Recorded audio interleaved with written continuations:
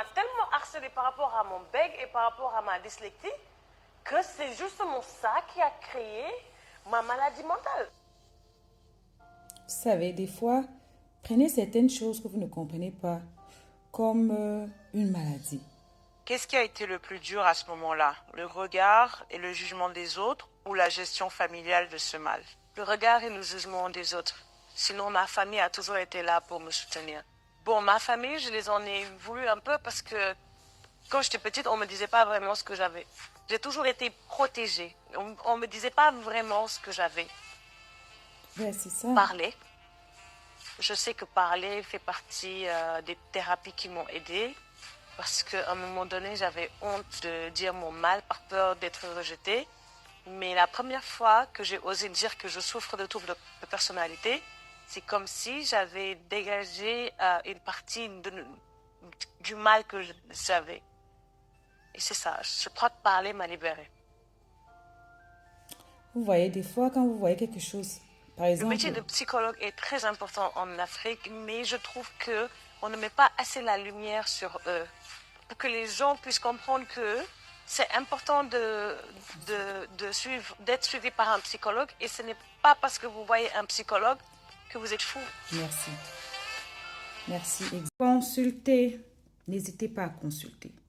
Aller voir un psychologue, c'est pareil que si tu allais voir un gynécologue, c'est pareil que si tu allais voir un généraliste. Il ne faut pas avoir honte de consulter.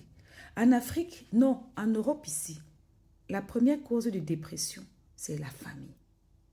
Et il y a beaucoup, trop d'enfants, trop de personnes, trop d'afros qui sont en dépression. La communauté afro est en train de connaître le pic de la dépression.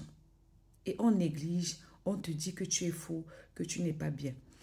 J'ai pris ton commentaire parce que j'ai vu beaucoup de commentaires qui disaient ça. Et je tenais à vous dire qu'il y a des choses qu'on ne choisit pas en naissant. On ne choisit pas la voix qu'on va naître avec. On ne choisit pas la façon de parler. On ne choisit pas si on sera normal ou pas. On ne choisit pas si on est autiste ou handicapé. On ne choisit pas plein de choses.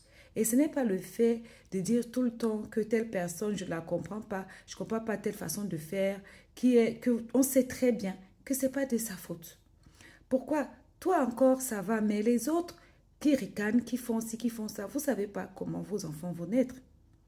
Vous n'êtes pas sûr que demain, après-demain, vous n'aurez pas un problème de gorge ou vous n'aurez pas un problème où vous serez appelé à parler mal ou un problème où vous serez appelé, soit vous, soit votre époux, soit vos enfants, à prêter l'oreille pour écouter. Oui, vous ne comprenez pas ce qu'elle dit. Ce n'est pas de votre faute. Mais est-ce que c'est la peine de s'en moquer? À bisous.